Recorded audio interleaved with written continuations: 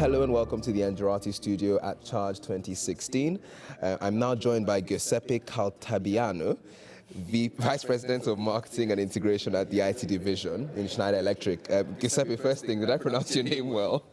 It's perfect pronunciation. Thank you very much. Awesome. You heard it here first. Exactly. Okay, Giuseppe. So you've been an expert in the marketing, the B2B and B2C side of marketing in the sector. And would you mind elaborating on the key differences you see between these two halves of the coin? Actually, I spent most of my life in B2B. I just had a few experiences with B2C. But I will say, just to simplify, B2B marketing usually tend to inform and educate customers, while B2C is more inspiring customers. It's probably a simplification, but that's the general rule. And I will give you some examples. If I want to buy some software for my company, so B2B, the first thing I need is understanding how it works, so information. I want to be sure that the company who is selling software is an authority in the field. So I need trust. So that's basically the feeling I need when I buy in a B2B environment. B2C is a different story. And it's more inspiration, it's more let me just give you another example. I love Nutella, as all Italians, right? and the reason why I love it is just because it's good. It's not because Ferrero is an authority in the chocolate cream field. So it's more an experience. It's more being inspired by the brand. So this is mostly the difference. That's quite interesting you say that, because and I was thinking myself, I like Nike. I've never seen a Nike advert where they explain why the shoe is good for me. They just tell me who else is using it, and suddenly I think I could run 1,000 miles because that guy is wearing the shoe. And I think it's a poignant point in the energy sector.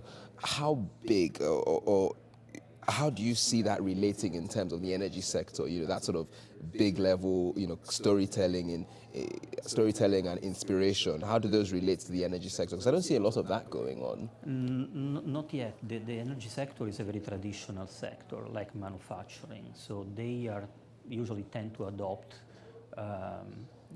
new methodologies, new marketing methodologies, with much lower level.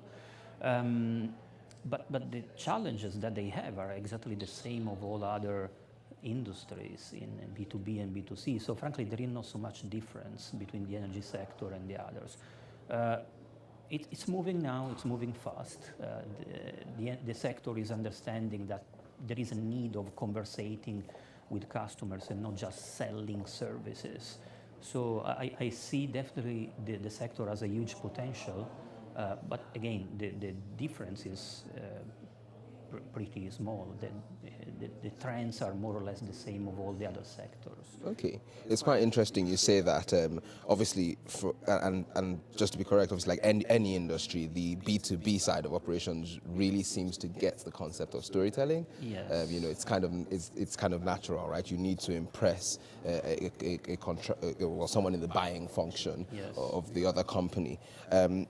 But in terms of storytelling, why do you think the utility sector is sort of slow to take on that inspirational side?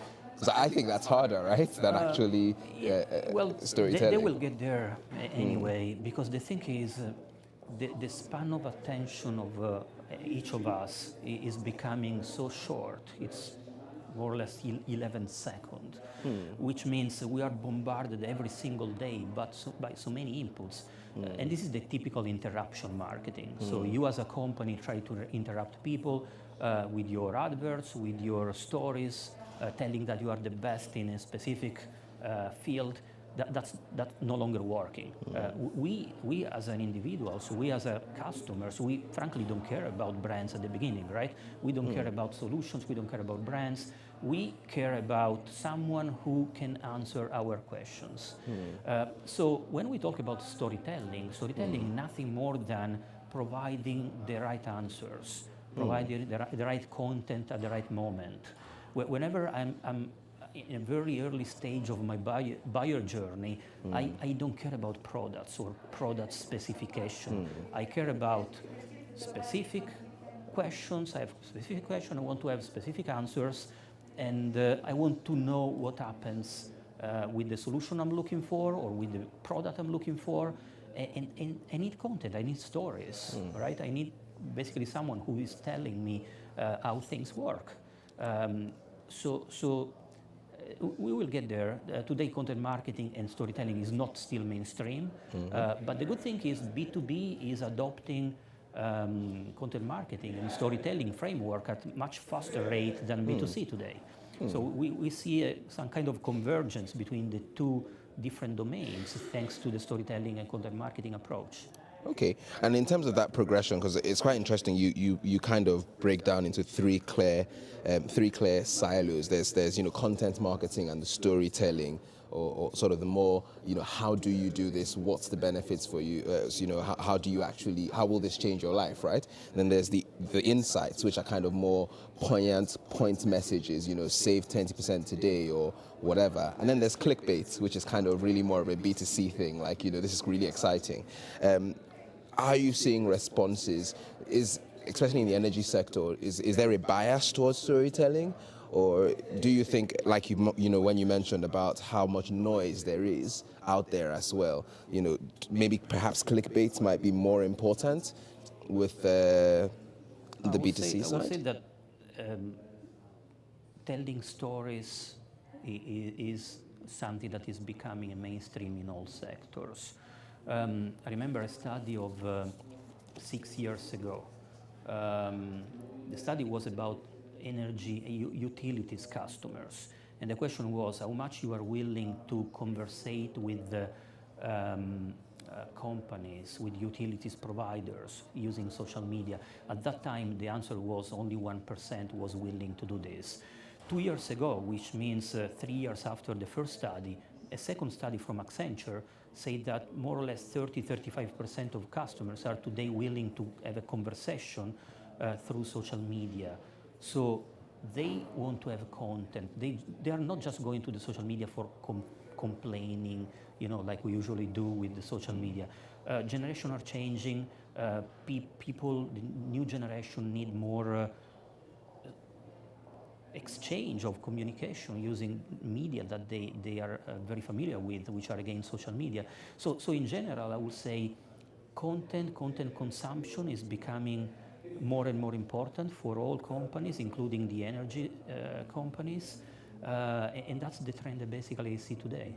Okay, I think it's very interesting there, because in your role, you're vice president of marketing integration in the IT division. Yes. But then at large, we're all energy consumers. That's the Yes. weirdest thing. You can go to any industry, right? And you may not actually have an affinity to the product in discussion, but everybody here largely uses electricity. Well, unless you're an off-grid spoon whittler and you play Scrabble at home and don't watch TV, I imagine you have Netflix. So my thing to you is, perhaps maybe in your perspective, in terms of your day-to-day role, working in the IT division, and then also your actual life as an energy consumer, what do you think the future looks like in these two fields for marketing and branding? Yeah, the interesting point is the world of social media and content is creating some kind of convergence between the business life and the consumer life. Because at the end, whenever I try to sell my IT solutions to someone, the person I've in front of me is a person, right? It's a consumer at the end. Yes, the reason why he's buying may be probably different from the reason why a typical B2C customer is buying. We say necessity, we say finding solutions, while in the B2C environment is more inspiration, it's more your personal experience. But at the end, we always have a person in front of us. So the fact that this person needs to consume content, specific kind of content, to get answers to his questions is exactly the same. So back to your question, the way I'm approaching my marketing activity in my business life is not very different from what I do as a customer when I buy shoes or clothes or any other good. The buyer journey is exactly the same. I start searching for information, usually using Google. I start to understand what are the choices. I start to inform myself, and then I go with the final option, which is defining which will be my new vendor. This is exactly the same in B2B space. So I would say that the tendency I see is a convergence between that's the convergence you're talking B2B about. buyer journey and B2C buyer journey. Again, the reason to buy may be different, but at the end, the steps and the stages of the buyer journey are exactly the same, are very similar. So B2B and B2C companies are moving to this direction, and that's the reason why I see content marketing becoming more and more important, because at the end, this is exactly what content marketing is, analyzing the buyer journey, and for each stage of the buyer journey, defining which kind of content the customer have to consume without interrupting him anymore. So you might start off in the early stages with just clickbait, what might just be contextual to you right now, and then product-specific stuff whenever the potential customer is at the very end of the buyer journey. So whenever he's ready to buy and he knows about you, he knows about your brand, he knows about your products. At the very beginning, frankly, he doesn't care about us. So we need to attract him not really with product stuff, but with general content that may provide answer to his questions. Or may not even have anything to do with energy at the point. It's just what he's looking at the moment. Exactly. And in fact, take the example of Lego, for instance. Lego today is considered the biggest media company, but they're selling games, they're selling toys. But the reality is they are attaching to the toys stories. So they are creating stories. They created a movie, Lego movie, and at the end, the product is